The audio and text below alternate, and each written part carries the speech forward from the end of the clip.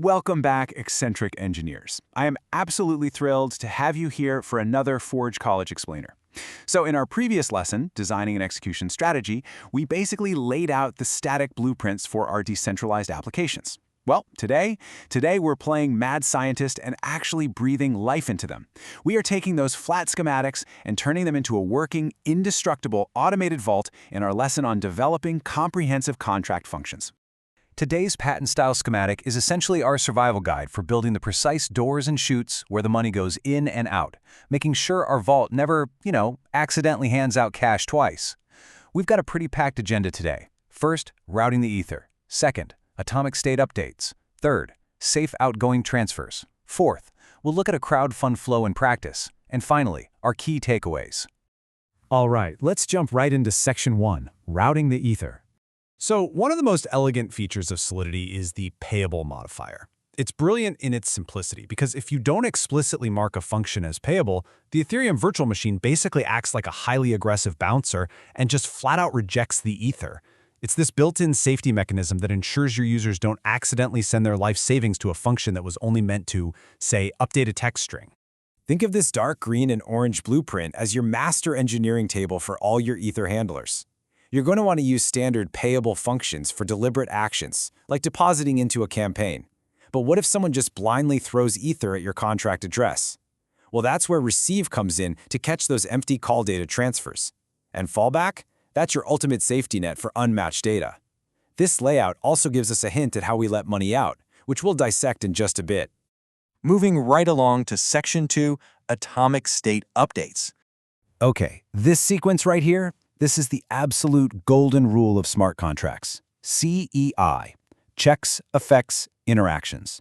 Literally, burn this into your brain. First up, checks. You validate preconditions, like making sure the user actually has a balance to withdraw. Next, effects. You update your internal storage ledgers with our dark green ink to deduct that balance. And only then, as the very last step, do you interact by making the external call to actually send the funds. Now, you might be wondering, why are we so relentlessly strict about this specific order? Well, imagine the absolute catastrophe if you send money out before updating your ledger. A malicious contract could intercept that transfer and instantly ask for another refund before you've even erased their balance. This creates a recursive loop that drains your entire vault in milliseconds. Welcome to the dreaded and highly expensive reentrancy attack. So how do we actually stop it? First, by strictly following that CEI pattern we just talked about. But second, for a truly impenetrable layer of security, we use reentrancy guards. By adding a super lightweight status flag, often just a simple UNT8 variable flipping between states, we effectively slam the vault doors shut while a transaction is processing. If a hacker tries to loop back in, the flag sees the locked door and completely halts the operation. No entry allowed. Let's move to Section 3, safe outgoing transfers. Honestly, letting ether out is arguably way more dangerous than letting it in. Back in the early days of Web3, everyone used the transfer method. But doing that is kind of like sending a courier across town with exactly 2,300 gas for tolls. If network toll prices change at all, your courier gets stranded. The modern, much better approach is call. It's basically a robust, armored truck that gives you explicit control over gas and reports back with a definitive Boolean success check, so you know exactly if the delivery failed. And this brings us to another golden design principle. You always want to prefer pull over push patterns.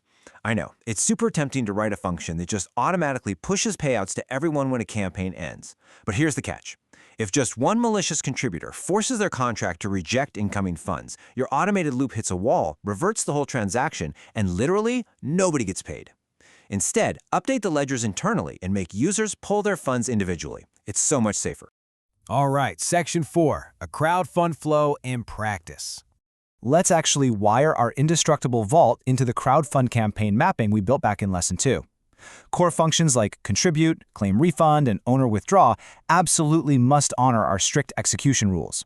You validate preconditions, you meticulously update internal tallies, and you perform external transfers strictly after state updates.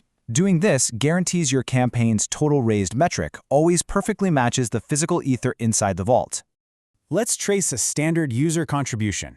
First, the check. Is the campaign active and the value above 0? Then, the effects. We update the user's contribution struct and bump up the campaign's total raised. Finally, we emit a contribution received event for the front end. Notice the beautiful absence here? There are absolutely zero external calls happening. It is a perfectly isolated atomic state update, just pure, clean engineering. Now let's see this in action, when a campaign owner wants to withdraw their massive success. First, verify they are the owner and the goal was met. Second, and this is vital, set the campaign's withdrawn Boolean to true first. This locks the state against reentrancy. Third, compute the payout. Finally, send that armored truck, using the secure call method we talked about. The state is entirely locked down before a single digital dime leaves the building. And that brings us to Section 5, Key Takeaways. We have covered some serious engineering ground today. So here is your ultimate survival guide before we head to the final construction phase.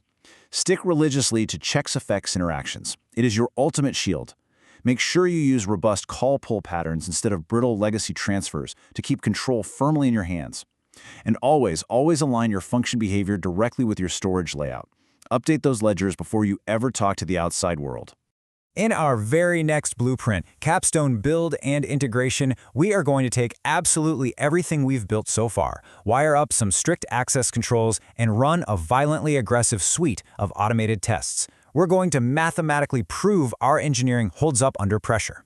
But before we go, I leave you with a bit of a challenge. Have you simulated a reentrancy attempt in your own local tests? Don't just assume your guard works. Write a test that actively tries to break your vault. Thank you so much for joining me for this Forge College Explainer. To get your hands on these exact exercises and continue mastering Web3 development, make sure you visit forge.college. Keep building securely, and I'll see you in the next Explain.